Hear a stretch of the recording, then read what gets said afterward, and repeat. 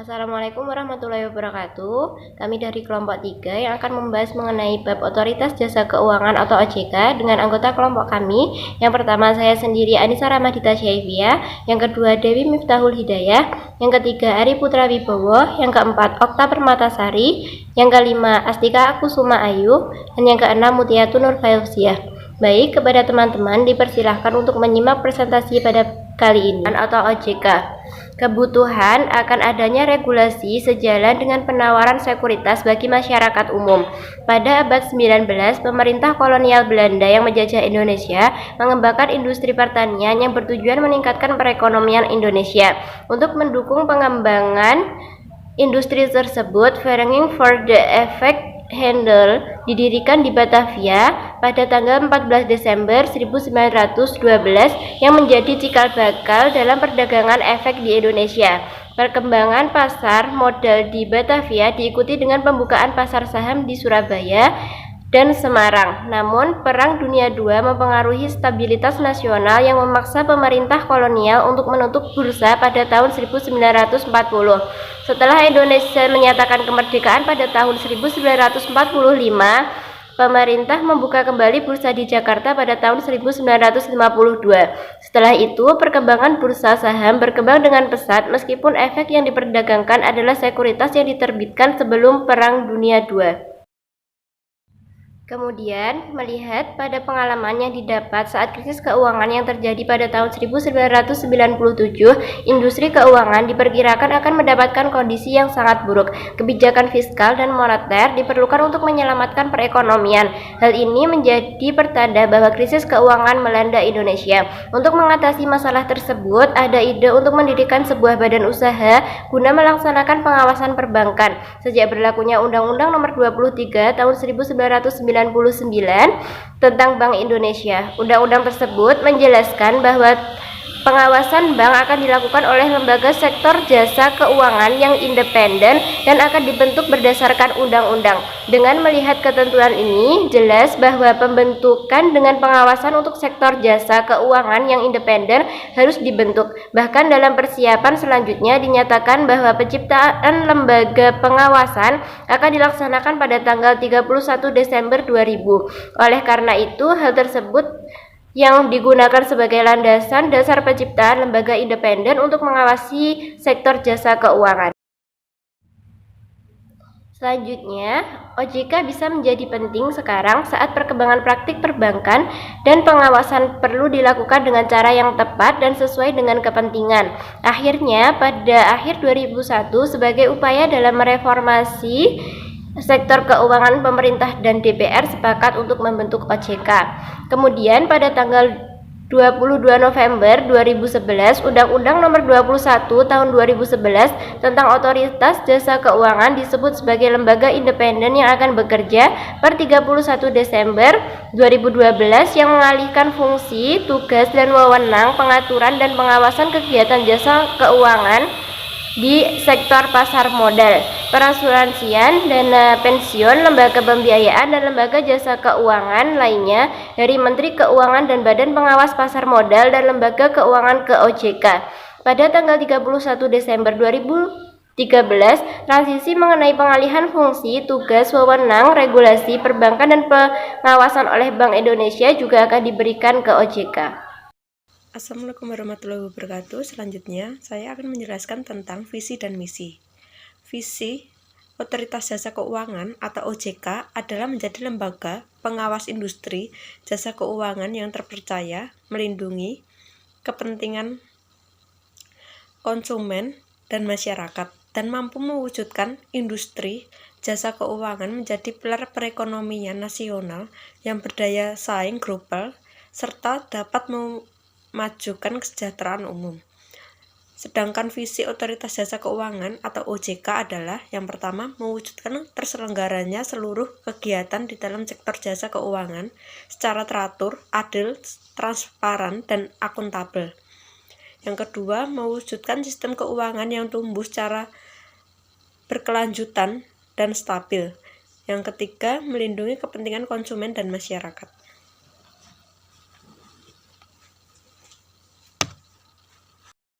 Selanjutnya adalah tujuan.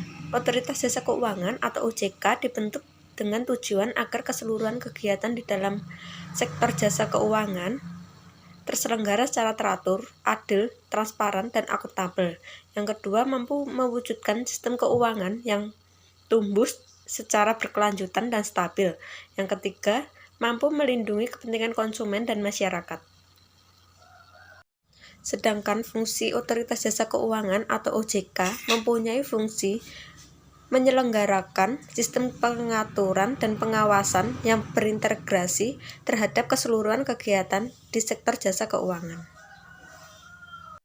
Sedangkan tugas Otoritas Jasa Keuangan atau OJK mempunyai tugas melakukan pengaturan dan pengawasan terhadap kegiatan jasa keuangan di sektor perbankan, sektor pasar modal, dan sektor industri keuangan non-bank atau IKNB. Selanjutnya adalah nilai strategis OJK, meliputi 5 hal. Yang pertama, integritas. Integritas adalah bertindak objektif, adil, dan konsisten sesuai dengan kode etik dan kebijakan organisasi dengan menjunjung tinggi kejujuran dan komitmen. Yang kedua adalah profesionalisme, yaitu bekerja dengan penuh tanggung jawab berdasarkan kompetensi yang tinggi untuk mencapai kinerja terbaik. Yang ketiga, sinergi, yaitu berkolaborasi dengan seluruh pemangku kepentingan baik internal maupun eksternal secara produktif dan berkualitas. Yang keempat adalah inklusif, adalah terbuka dan menerima keberagaman pemangku kepentingan serta memperluas kesempatan dan akses masyarakat terhadap industri keuangan. Dan yang terakhir adalah visioner, yaitu memiliki wawasan yang luas dan mampu melihat ke depan serta dapat berpikir di luar kebiasaan. Selanjutnya yaitu struktur organisasi Otoritas Jasa Keuangan. Struktur organisasi ini bisa teman-teman lihat pada buku halaman 195. Di situ sudah dirincikan bagaimana struktur organisasi dari Otoritas Jasa Keuangan.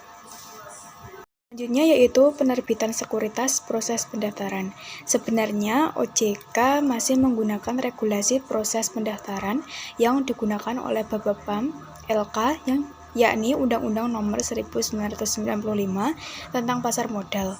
Proses pendaftaran mensyaratkan pengungkapan yang lengkap tentang perusahaan, manajemen, dan tujuan penggunaan dana penerbitan saham. Pendaftaran juga harus memberikan laporan keuangan yang telah diaudit. Laporan keuangan diperlukan dalam prospektus selama 3 tahun terakhir atau sejak berdirinya perusahaan kurang dari 3 tahun. Laporan tahun sebelumnya disajikan secara komparatif dengan periode saat ini. Selain itu, OJK membutuhkan setidaknya 5 tahun informasi keuangan tertentu yang menyajikan keterangan berdasarkan 4 laporan keuangan.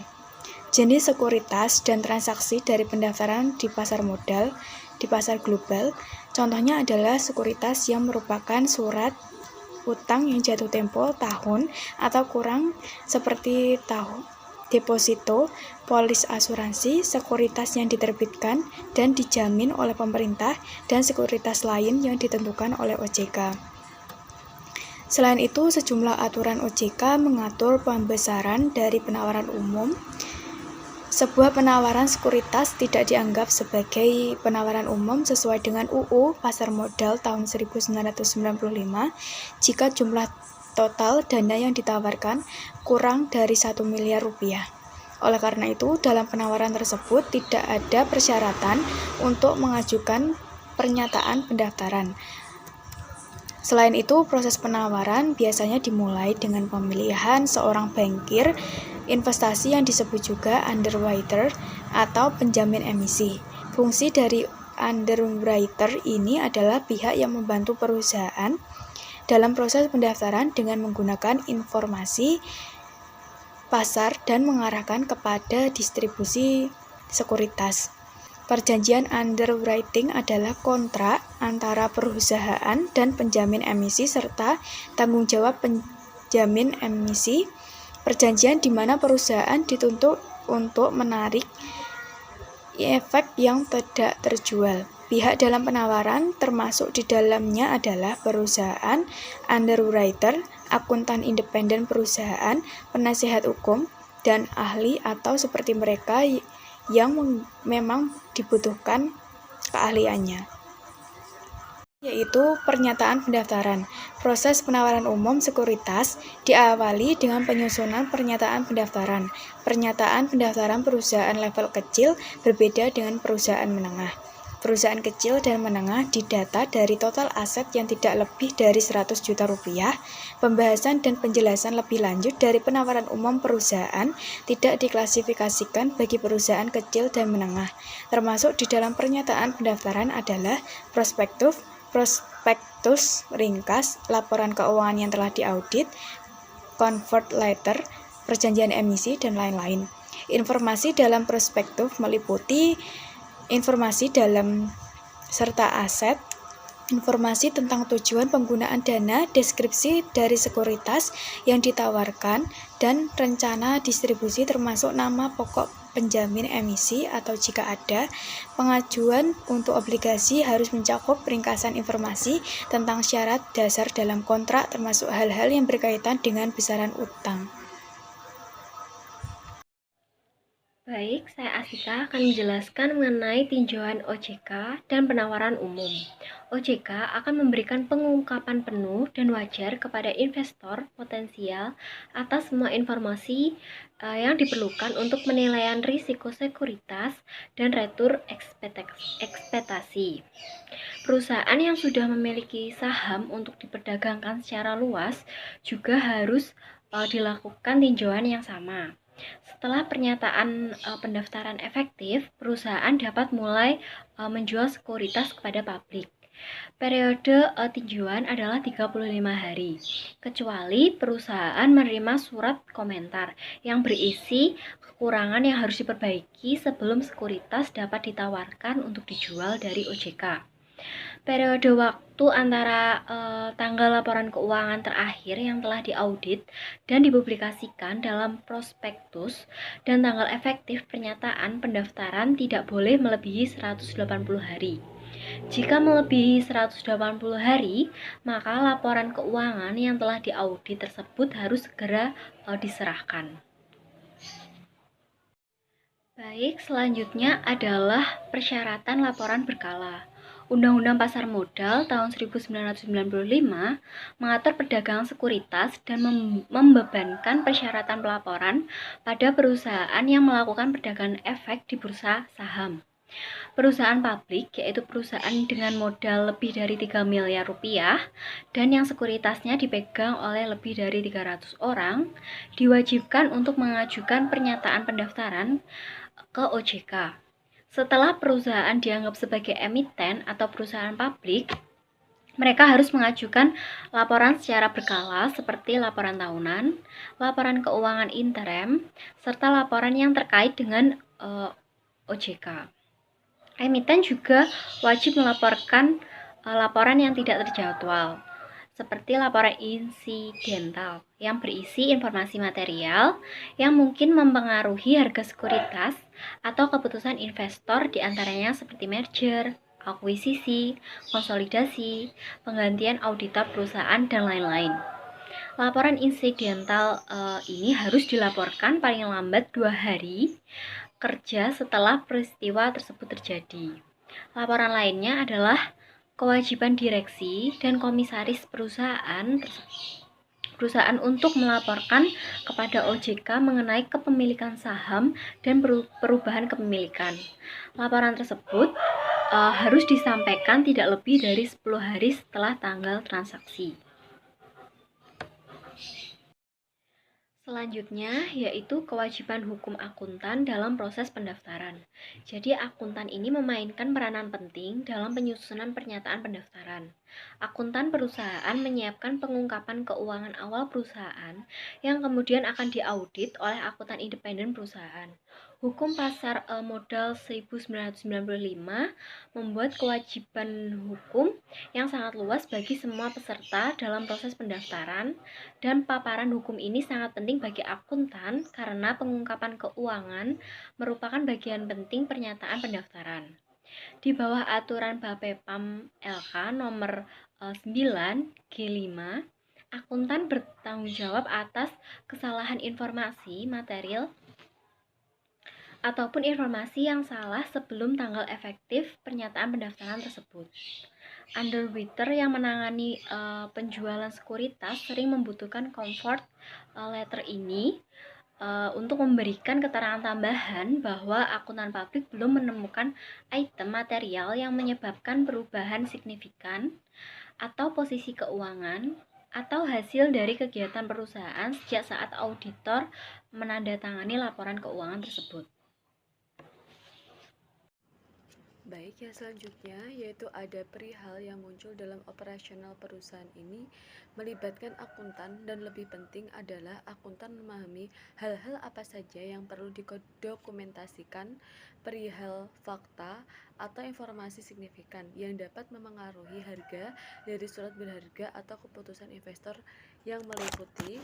Yang pertama ada merger, akuisisi, konsolidasi, atau pendirian joint venture. Yang kedua, pecahan saham atau pembagian. Yang ketiga, dividen yang tidak biasa. Yang keempat, perolehan atau kehilangan kontrak penting. Yang kelima, produk baru atau inovasi. Yang keenam, perubahan signifikan dalam pengendalian ataupun manajemen. Yang ketujuh, tawaran untuk membeli kembali atau melunasi surat hutang. Yang kedelapan, penambahan penjualan surat berharga yang jumlahnya signifikan baik kepada publik atau kepada pihak lain secara terbatas. Yang kedelapan, penjualan atau timbulnya kerugian dari penjualan aset-aset penting. Yang kesembilan, perselisihan buruh yang relatif penting. Yang ke-11, tuntutan hukum untuk melawan perusahaan atau direktur atau dewan komisaris perusahaan. Yang ke-12, tawaran pembelian surat berharga perusahaan yang lain. 13, penggantian auditor perusahaan. 14, penggantian agen penjualan perusahaan. Dan yang terakhir adalah perubahan tahun fiskal perusahaan. Kemudian yang selanjutnya yaitu ada tanggung jawab hukum akuntan pada laporan periodik. Undang-Undang Pasar Modal tahun 1995 menyatakan bahwa adanya risiko hukum pada tingkat terbatas atas keterlibatan akuntan pada persiapan dan pengisian laporan periodik.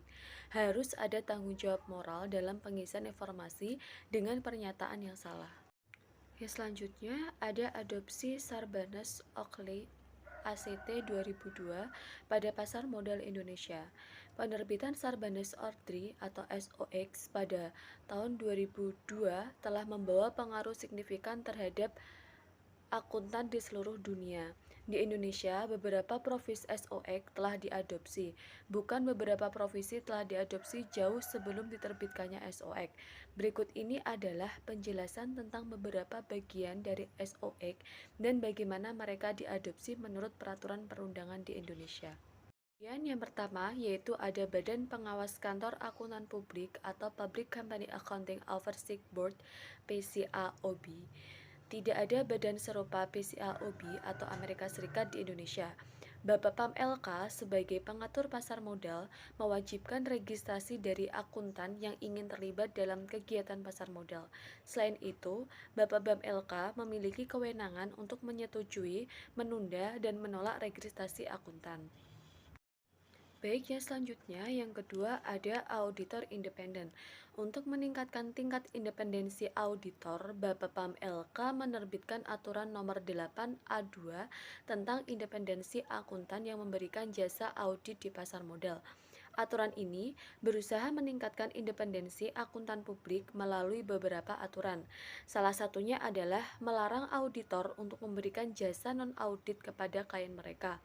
Jasa-jasa ini meliputi jasa tata buku, desain dan implementasi sistem informasi, jasa penilaian atau jasa aktuaria, internal audit, konsultan manajemen, jasa sumber daya manusia, konsultan perpajakan, konsultasi investasi dan keuangan, serta jasa-jasa lain yang bisa menyebabkan adanya benturan kepentingan.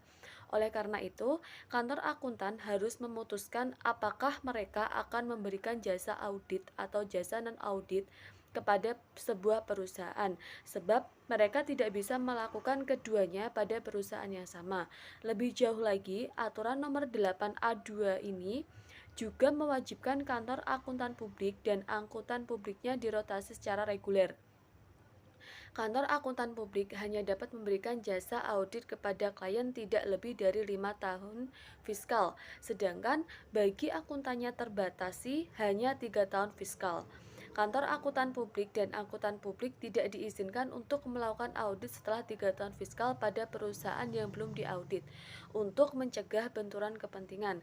Karyawan kunci perusahaan seperti direktur, controller, dan direktur keuangan tidak boleh bekerja di kantor akuntan publik selama 1 tahun setelah audit, atau memiliki rekan atau staf profesional yang sebelumnya bekerja pada karyawan kunci perusahaan klien di bidang akuntansi dan keuangan, kecuali orang tersebut tidak terlibat pada penugasan audit klien. Terima kasih. Baik, selanjutnya yaitu persyaratan pengungkapan. OJK mengingatkan pendaftar terhadap komitmen untuk pengungkapan secara penuh dan wajar dari informasi keuangan yang dibutuhkan oleh investor. OJK telah mensyaratkan kepada manajemen terkait kebutuhan akan analisis dan kinerja perusahaan. Selanjutnya yaitu analisis dan diskusi manajemen. Analisis dan diskusi manajemen dari kondisi keuangan perusahaan dan hasil kinerja operasi adalah bagian dari informasi dasar yang diperlukan dalam semua pengajuan yang diberikan kepada OJK.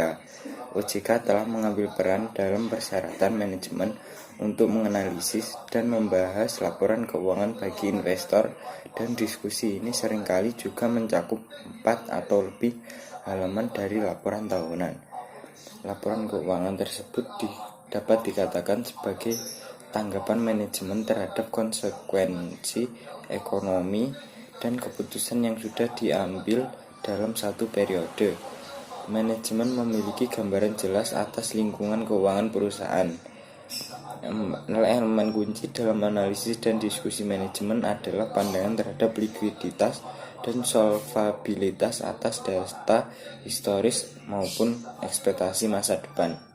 OJK mengakui bahwa investor sangat peduli dengan kemampuan perusahaan untuk menghasilkan jumlah uang yang cukup untuk memenuhi kebutuhan kas jangka pendek dan jangka panjang. Beberapa hal yang perlu diungkapkan dalam analisis dan diskusi manajemen diantaranya adalah: yang pertama, tinjauan dari segmen usaha; yang kedua, analisis kinerja keuangan meliputi analisis komparatif dari tahun berjalan dan kinerja keuangan tahunan sebelumnya; yang ketiga, analisis pada kemampuan pembayaran utang dan kolektibilitas piutang; yang keempat, pembahasan komitmen material untuk belanja modal; yang kelima, penjelasan dan pembahasan kejadian atau transaksi yang tidak bisa dan jarang terjadi yang mempengaruhi informasi keuangan; yang keenam, hal signifikan dari pendapatan atau biaya; yang ketujuh, peningkatan volume neto material, pembahasan dampak kenaikan harga versus dampak peningkatan volume, dan pembahasan dampak dari pengenalan produk baru; yang kedelapan, diskusi dampak dari perubahan harga penjualan neto dan pendapatan; yang kesembilan, informasi material dan fakta yang terjadi setelah waktu laporan audit; yang kesepuluh, diskusi prospek bisnis yang didukung oleh data kuantitatif yang dapat diandalkan; 11, strategi pemasaran produk pemasaran; yang ke-12, diskusi dan deskripsi kebijakan dividen serta pembayaran dividen untuk 2 tahun terakhir. Selanjutnya, penggunaan penawaran umum. Selanjutnya, informasi material yang berubah dalam aturan yang secara signifikan memberikan dampak terhadap kondisi keuangan perusahaan. Yang terakhir, perubahan kebijakan akuntansi dan dampaknya terhadap kondisi keuangan perusahaan. Selanjutnya yaitu pengungkapan proforma. Pengungkapan proforma pada dasarnya penjelasan atas penyajian keuangan yang diambil dari laporan keuangan. Pernyataan proforma digunakan untuk menunjukkan dampak dari transaksi besar yang terjadi setelah akhir periode fiskal atau yang telah terjadi selama setahun, tetapi tidak sepenuhnya tercermin dalam laporan keuangan perusahaan. OJK membutuhkan hal ini yang akan disajikan kapanpun perusahaan melakukan kombinasi bisnis yang signifikan atau disposisi, reorganisasi perusahaan, pertukaran aset yang tidak biasa, atau restrukturisasi utang yang ada. Jika peristiwa tersebut terjadi setelah tanggal laporan keuangan, tetapi sebelum auditor menandatangani laporan keuangan, maka informasi keuangan proforma harus disajikan dalam catatan atas laporan keuangan seolah-olah transaksi telah terjadi pada pernyataan terbaru dari posisi keuangan atau pada permulaan periode sebelumnya.